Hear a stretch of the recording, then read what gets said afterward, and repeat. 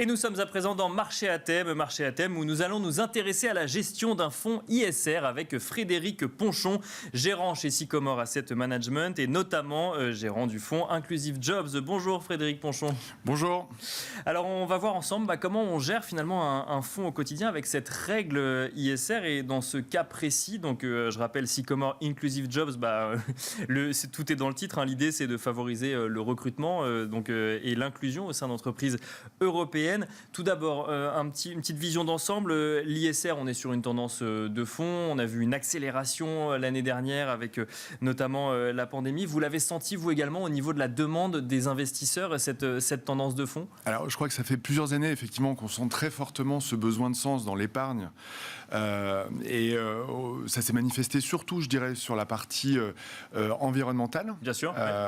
Donc, la finance verte est devenue une réalité, on l'a vu. Ça correspond aussi à la prise en considération d'un risque, notamment d'un risque climatique qui est admis très largement par les investisseurs, mais par les entreprises également. Et je crois que jusqu'ici, on avait peut-être les dimensions sociales et sociétales qui étaient un peu les parents pauvres de la gestion ISR.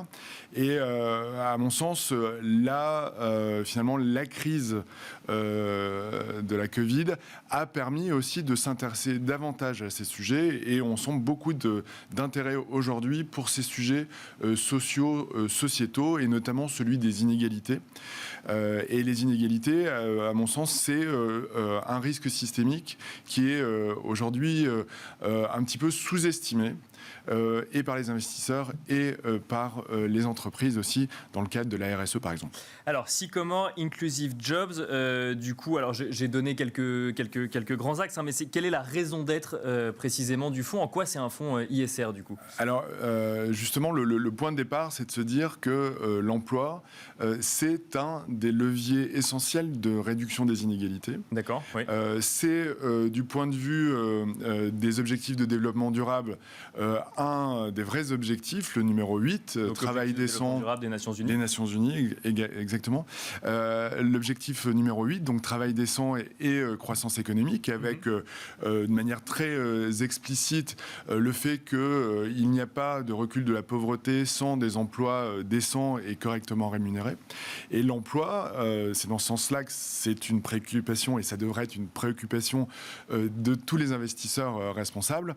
Eh bien, l'emploi, c'est ce vecteur d'inclusion et de mobilité sociale qui permet aux individus effectivement d'accéder à la prospérité, mais aussi aux économies et aux sociétés d'être plus durables. Donc c'est un vrai sujet ISR. Alors quand on gère un fonds et qu'on se donne cette règle du coup de favoriser l'emploi au sein des entreprises, comment on fait concrètement ? Comment est-ce qu'on choisit les entreprises ? Parce que c'est vrai que le côté climatique, le côté transition énergétique, il y a un côté plus imagé. On se rend compte en fait finalement d'une entreprise, son impact direct sur la planète. Quand on investit du coup dans des sociétés en lien avec l'emploi, comment est-ce qu'on s'y prend ? Alors on a développé justement une métrique innovante et propriétaire, donc en collaboration avec un cabinet anglais qui s'appelle The Good Economy, qui est spécialisé dans la mesure des impacts sociétaux, notamment via l'emploi. Cette métrique s'appelle The Good Jobs Rating, et c'est une métrique qui a 3 dimensions.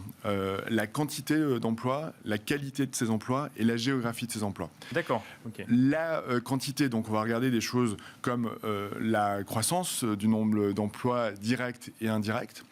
Souvent, quand on s'intéresse à l'emploi, on s'arrête là, et l'originalité de cette métrique, c'est de pouvoir aller aussi s'intéresser à la qualité de ces emplois, notamment en termes d'inclusion. On va pas juste regarder effectivement, j'ai créé 5000 emplois sur un an, donc j'ai fait suffisamment sur l'emploi. On va creuser un petit peu plus sur ces emplois en tant que tels. Exactement, sur la dimension qualité, notamment via l'inclusion qu'ils peuvent représenter. Il y a des catégories par âge, les seniors au sens du marché de l'emploi, les jeunes, les femmes, et les personnes très peu qualifiées qui sont mal servies par le marché de l'emploi. Ensuite, en termes de qualité, on va regarder aussi la capacité de progression dans chacun des secteurs, dans chacune des entreprises, l'équité des rémunérations, par exemple. D'accord. Ensuite, il y a la troisième dimension qui est celle de la géographie.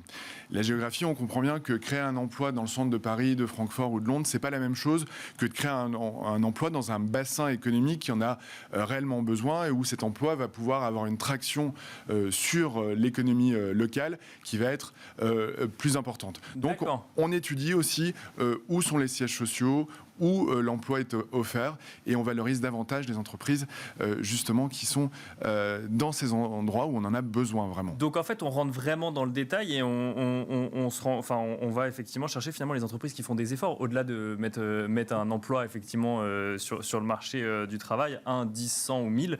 On va regarder celles qui s'investissent réellement pour l'inclusion en fait et faire revenir des gens vers l'emploi, vers le marché. Exactement. Je crois qu'il y a 3 grandes disruptions en ce moment du marché de l'emploi et qui vont s'accélérer sur la décennie qui vient. C'est la transition écologique, la transition digitale, l'automatisation de nombreux emplois et puis l'élément démographique avec la hausse de l'âge de la retraite, la difficulté de trouver pour les seniors un emploi et puis la difficulté pour les jeunes de rentrer dans le marché de l'emploi. Il y a 2 fois plus de chômage chez les jeunes en Europe que sur la population globale. Donc les entreprises, c'est elles qui ont la capacité à créer les emplois et donc c'est aussi une responsabilité. Elles doivent, et notamment pour la transition écologique, si on veut qu'elle soit réussie, le point de départ, c'est que cette transition, elle soit juste et qu'on laisse personne de côté pour son acceptabilité à cette transition écologique. Donc les entreprises ont une vraie responsabilité là-dedans et c'est ces entreprises-là qui jouent leur rôle qu'on va aller chercher dans ce fonds qui soutient les emplois durables et les emplois solidaires, puisqu'il y a une partie non cotée également sur des entreprises de l'économie sociale et solidaire pour 5 à 10% du portefeuille. 5 à 10% du portefeuille qui sont sur des entreprises non cotées, du coup que vous allez chercher hors marché financier. Exactement, on a établi un partenariat avec Inco, qui est une société qui est spécialisée justement dans l'investissement dans les entreprises de l'économie sociale et solidaire. Et là, l'idée, c'est vraiment d'aller chercher des entreprises qui apportent des opportunités d'emploi à des gens qui sont extrêmement éloignés du marché traditionnel de l'emploi. Ça peut être des chômeurs de très longue durée, des personnes très peu qualifiées, des migrants, des personnes qui souffrent de handicap. Et là, on va aller chercher investir dans ces entreprises. C'est pas de la philanthropie, c'est des sociétés qui ont des modèles économiques viables, mais qui ont ce prisme-là de l'économie sociale et solidaire pour aller offrir des opportunités d'emploi à des personnes qui en ont très fortement besoin. Alors, on parlera de la performance. Juste avant, une question rapide. Quand on gère un fonds ISR et qu'on va spécifiquement sur l'emploi, est-ce qu'on peut pour autant s'affranchir des autres grandes thématiques ISR ? Alors non, tout à fait. C'est un fonds qui est dans notre gamme de fonds ISR, de fonds actions, pour lequel on va demander le label d'État français. Et donc il y a un cadre d'analyse qui est celui de tous nos fonds ISR, donc avec les meilleurs élèves sur notre cadre d'analyse maison. Donc c'est des entreprises qui sont alignées avec la transition écologique, avec les transitions sociétales et qui sont des bons élèves en termes d'ESG. Et donc on revient quand même à cette transition énergétique aussi qui reste quand même en toile de fond, même si c'est pas l'objectif. Si on veut, mais en fait, si on veut des emplois durables, il y a très clairement des secteurs sur lesquels les emplois sont en risque de transfert vers d'autres secteurs qui sont plus alignés avec cette transition écologique. Et rapidement, Frédéric Ponchon, un fonds ISR spécialisé du coup sur l'emploi, c'est du coup on sacrifie la performance ou pas forcément ? Alors l'idée c'est absolument pas celle-ci puisque bien sûr on a ce double objectif d'avoir une performance qui soit en ligne et qui dépasse les indices actions sur un horizon d'investissement action, mais aussi la deuxième partie, donc d'apporter du sens avec un impact positif sur la société. Et donc toutes les sociétés qui sont en portefeuille ont sur la partie cotée un objectif de rendement, un potentiel d'appréciation significatif. C'est pour ça qu'elles sont choisies pour justement apporter ce qui est notre premier engagement vis-à-vis de nos clients, c'est de la performance boursière.